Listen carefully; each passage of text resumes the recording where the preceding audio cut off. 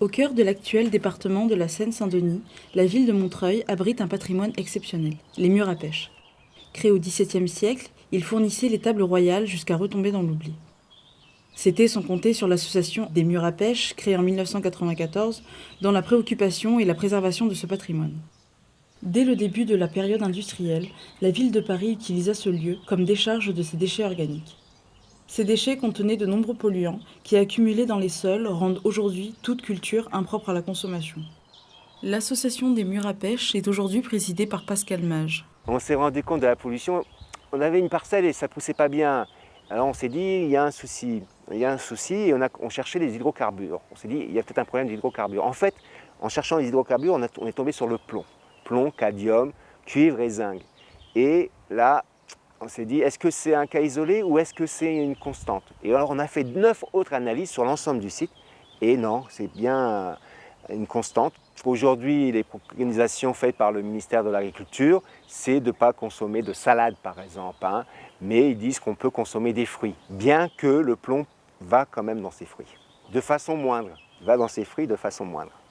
Travailler donc sur une dépollution à long terme, alors on appelle ça je crois la phytoremédiation, donc on va planter des plantes qui vont purger, entre guillemets, le sol sur un long temps, mais comme ça, dans 30 ans, dans 20 ans, on pourra à nouveau planter de la salade et manger de la salade sur les murs à pêche ou autre chose. Donc on va partir là-dessus, c'est une expérimentation.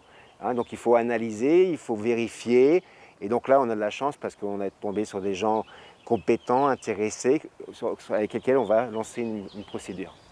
Alors le hasard fait bien les choses, vous savez, parce que l'année dernière, avec des étudiants qui travaillaient sur l'agriculture urbaine, donc on a eu la chance que parmi ces personnes qui accompagnaient ces étudiants, il y avait une personne qui s'intéresse, qui a fait sa thèse sur les pollutions des sols, et donc on va mettre en place ce processus d'expérimentation, de dépollution par les plantes.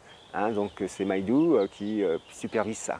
Mai Dung, jeune chercheuse d'origine vietnamienne, a mis en place une expérience de phytoremédiation, plus précisément de phytoextraction.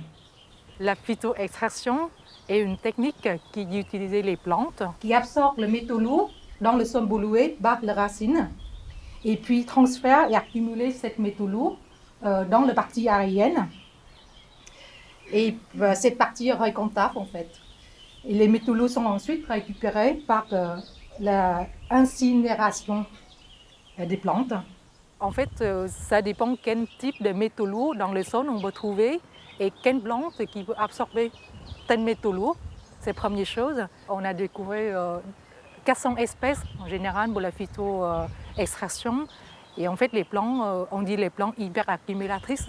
Ça veut dire que cette plante est capable d'absorber les métaux lourds avec une quantité importante. Donc pour le plomb, je travaillais plutôt avec le Lantana camara.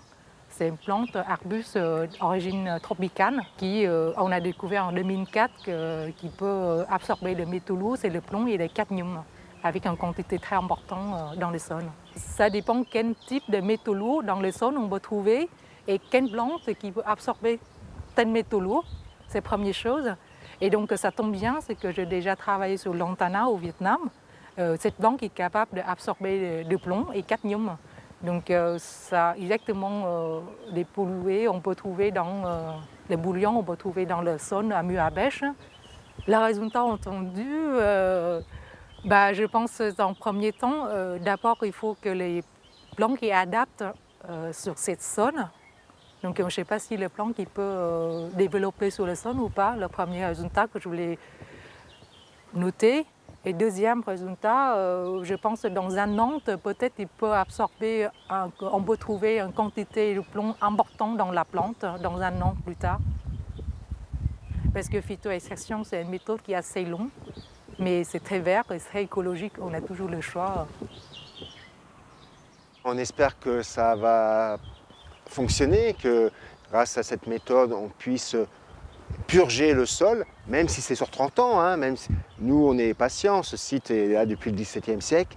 On espère qu'il va perdurer bien au-delà de nous et que justement, on pourra à nouveau croquer dans les pêches en toute confiance et qu'on pourra manger des salades sur les murs à pêche.